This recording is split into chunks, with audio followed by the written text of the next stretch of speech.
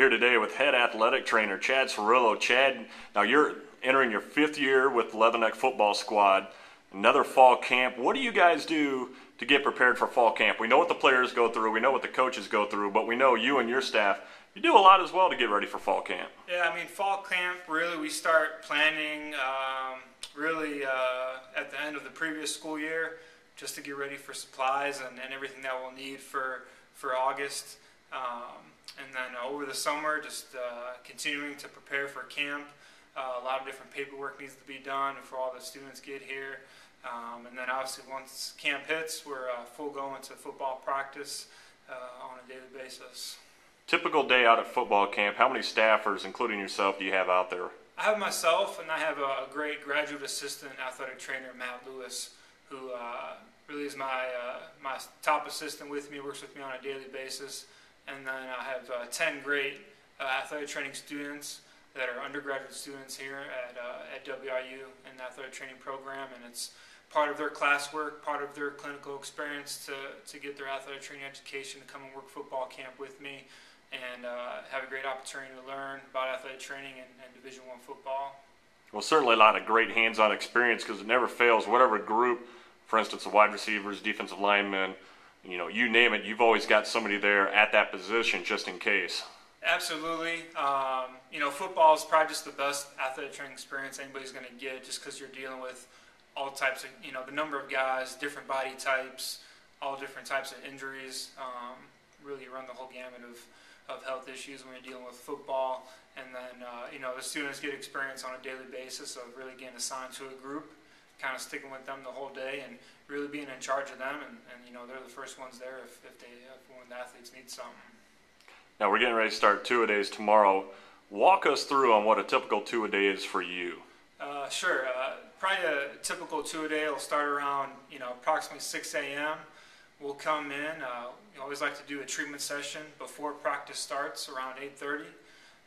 So we'll do a treatment session, get the guys stretch, tape, do some rehab, do some treatment before practice starts. My students usually come about an hour and a half or so, 2 hours before actual practice time starts. They'll start setting up the field with all the coolers and all the medical equipment that we need to bring out to the field.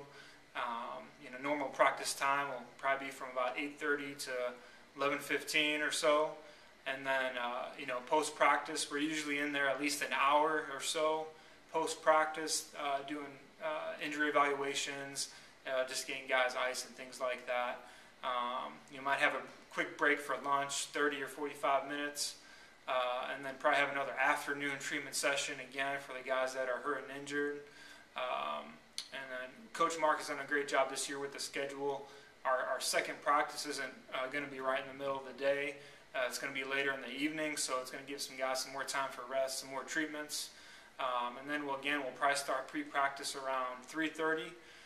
Students will be here, and we'll start getting everybody taped again, do the whole thing over again, get the field set up, and then be outside for practice from 5:30 to about 8 p.m.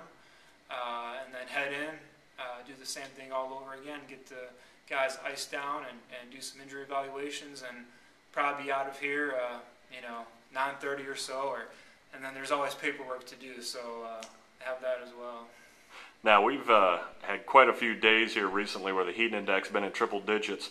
What are some of the precautions that you take? I know we go through a lot of water on an average practice. Absolutely. It starts with education. Right at the beginning of camp, I'm fortunate enough I'll be able to talk with the guys as a group and give them some good education on how to prevent a heat illness, things they can do nutrition-wise, and just taking care of their bodies.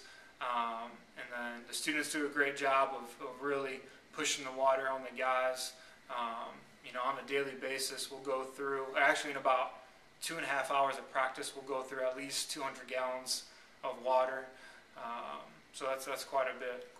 And still, we're always trying to play catch up as well. It's almost never enough when it's this hot. Well, it never fails to. You always have ice towels out there as well. Yes, we do ice towels during practice, which is a great, simple tool to get somebody cooled down right away. Today, we're using the pool over in Brophy Hall. The guys are just getting in there and cooling cool their bodies down. They'll be able to go into the locker room and get into ice tubs as well. And that are probably going to be about 60 degrees or so, and just cool their bodies down, kind of help decrease any inflammation in the lower extremity and the muscles, and hopefully recharge them for the next day.